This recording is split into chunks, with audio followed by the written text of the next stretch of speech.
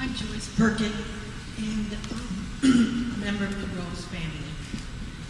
And I thought much about Ed and Bertha Rose. They were my great aunt and uncle. And my daughter had written on one of the sites about the Rose how Bertha and Ed had no children and that the Rose was their legacy and their child. And I thought more about that, and I thought about that in terms of Judaism, they had no one to say Kaddish for them because they were childless, and that they very wisely, with their money, found a way to have what you might call a perpetual yahrzeit or memorial, in two ways.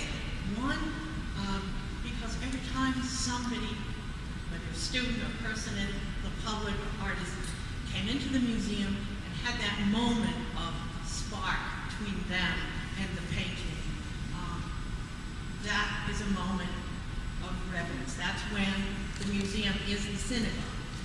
And also, the Kaddish itself, the prayer in memoriam for the deceased, is a prayer about life. There's no word of death in it. And so it's reflecting on what was said before about the art moving forward and being about life. And that's why a woman who collected Canary china was also able to endow a museum that was collecting contemporary art because they wanted life, they wanted that forward movement, and they wanted that bond of life to continue moving forward after they were gone, and they made their intentions very clear of the perpetuity of this museum.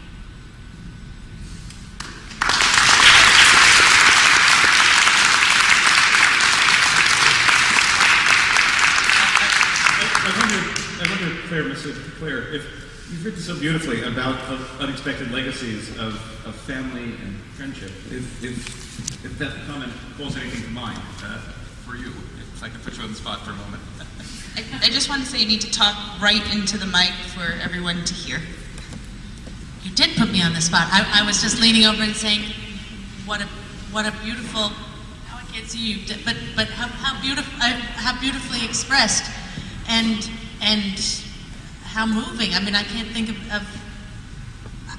that's the best, what you just said is the best thing I've heard all night.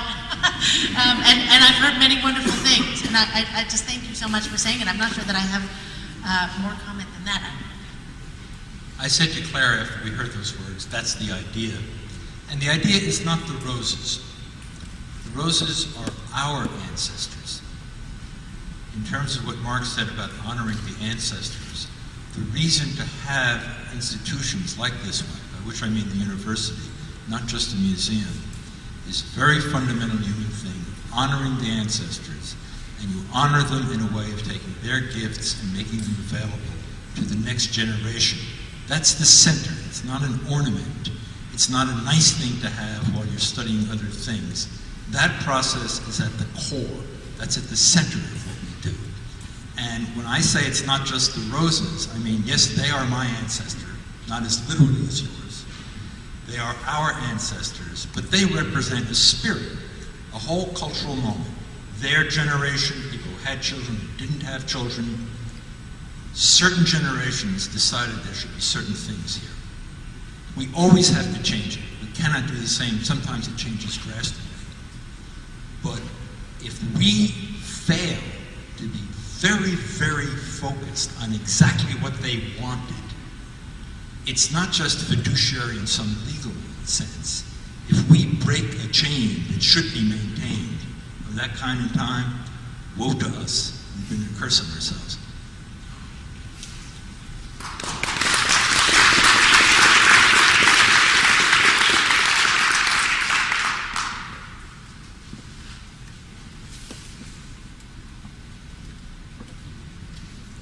Thank you, everybody who has come here this evening. I'm also a relative of Edward Rose, and in following up just exactly honoring the ancestors is something I believe very strongly in all our elders, and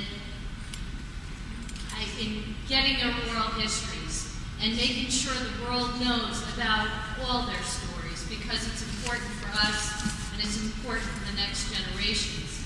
And just a personal story, as I have been collecting stories about my own family, I happened to be lucky enough in the 80s, I made a phone call to Abe Sacker, and he invited me to come and meet him here.